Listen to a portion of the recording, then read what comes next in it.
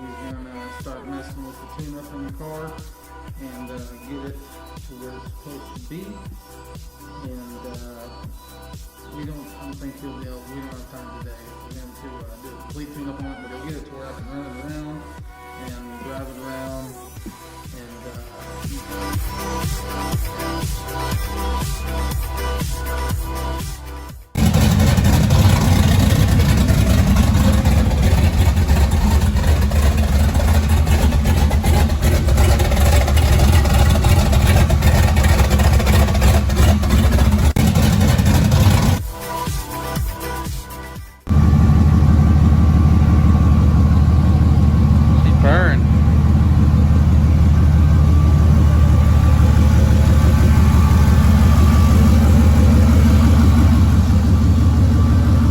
dirty as hell, but she's purring.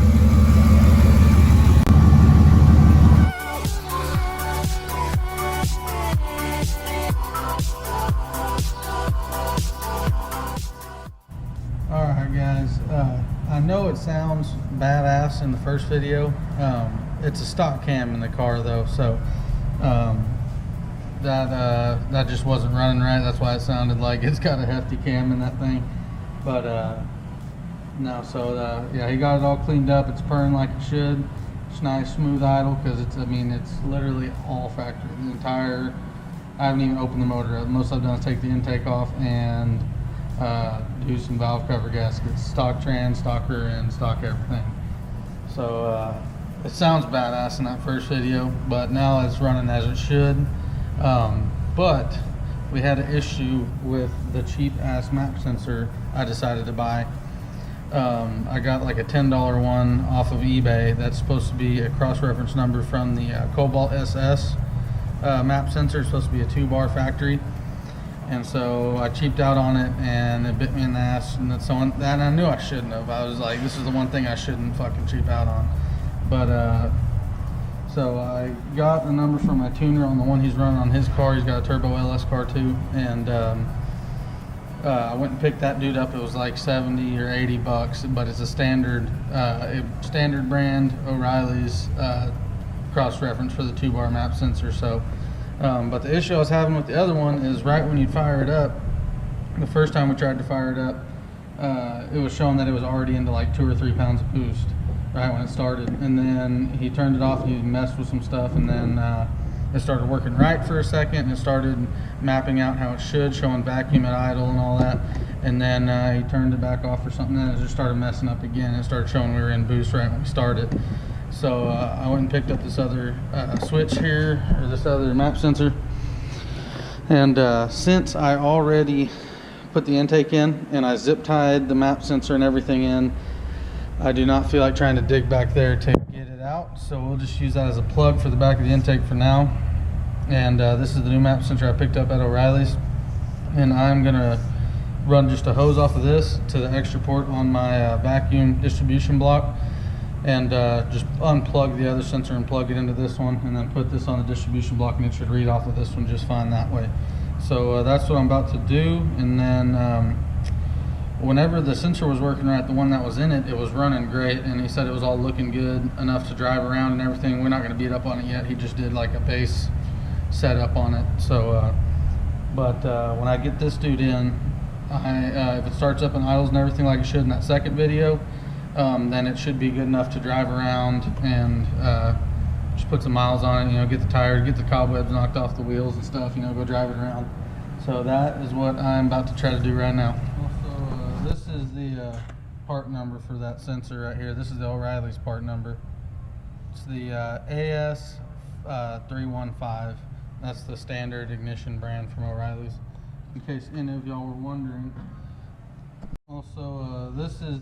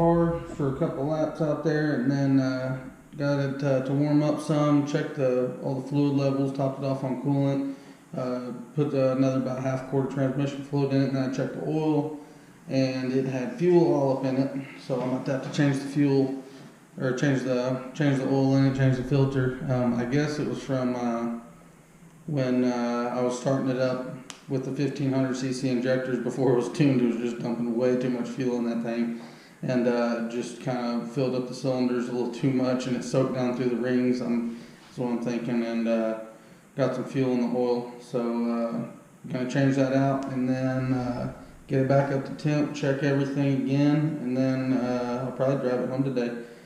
But yeah, I mean, I guess that wasn't a very good idea to be starting it up with the 1500s in it, because when we first got it fired up and it was running for a little bit, it was able to pump so much. It pumped so much fuel out, and I thought there was a fuel leak. There's a huge puddle on the ground of fuel that was just built up in there, which isn't good. So definitely change this oil out right now before I even start it again, and so I don't wash my cylinders or nothing. But yeah, I poured a huge puddle of fuel out on the ground, pushed it out through the exhaust and everything. So yeah, that's not a good idea. I'm not going to do that anymore.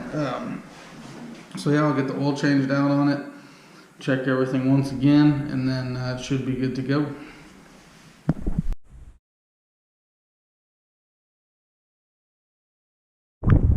All right, guys, the car is good to go. So I'm gonna strap this GoPro up here on this GoPro mount. So I need to get some more of these things to get some different. I need to get the suction cup and all that stuff. But about to put this GoPro up there and run to the gas station, get her topped off on some E85. All right.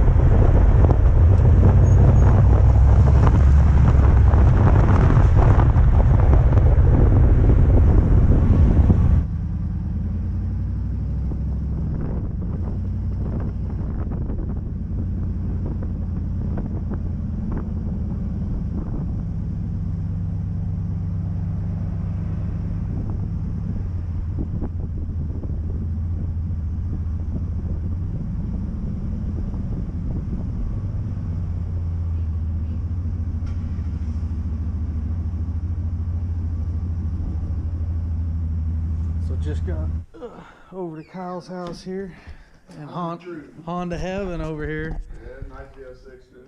Yeah, I got the Z06 Corvette in the back.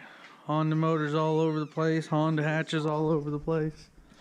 The Big Daddy right here himself. I believe we have the same turbos as on my car as this one. I think you're correct. This is J32, right? J32A2. I couldn't tell you. I think it was a J32A2. I know it's the same brand for sure. Yeah, all gutted out. Yep. Got some racing seats in it. We got this clean SOB in here too. It's dirty, but it's Good old Z06, yeah. The license plate is BYE, says bye. This is Kyle's. Bye. Is this Rex's motor? Yeah. What all's done with this one? I see he's got blocks, throttle body. Is that a blocks intake? Man, we don't know too much information because we bought it from AM, fuel rail. We bought it from the guy that was going to use it. GSR, The JDM hose. So Huh? GSR block. Is that what that is? No, that's a B20B with B20, yep. with a B16 head. Hell yeah. No, it's B20. Yeah, and that's going in this car over here. He's just waiting on his transmission. It had oversized cams in it. Got some new coilovers on there. This is Kyle's dad's Z06 in this car over here. Dude, here's the supercharger from one of our other videos. Yeah. On there, and I don't know if you ever got video of it on the freaking motor. I don't know if I did or not. Yeah, this is the supercharger we rebuilt on the channel. Yeah. I probably need some ideas from all our YouTube subscribers. Got some fuel rails in there. What color should I paint my engine bay? It's Type R white on the outside. Dude, you gotta get on the inside though. Show them this one's super clean. kinda Once messed he gets up. it done. Yeah, this one Show them the red carpet. Yeah, It's this kinda one awesome. is just gonna be like a show car. That one over there is your freaking race car. This one right here is a little race car. This is gonna be a nice little supercharger. It's gonna be a nice cruiser, supercharged. Dude, it's got the nice Little red light, suspension, everything. light to light, freaking romper. Yeah. Some red interior, red carpet in it. Yeah, you got the stuff too. It's going to pull over in spring. SI. It's SI, I got the sunroof. This thing's clean as fuck. I got my True JDM stream. wheel penis. Yeah. Yep. Nice ride. Yep. I'm coming for this one. Yeah, this one's fun. This one's badass though. Holds in the crown. And wait till you guys see freaking supercharged Mike. You know he's not supercharged no more. Yeah, supercharged Mike's got a turbo car. It's all fully built. His is not here right now though.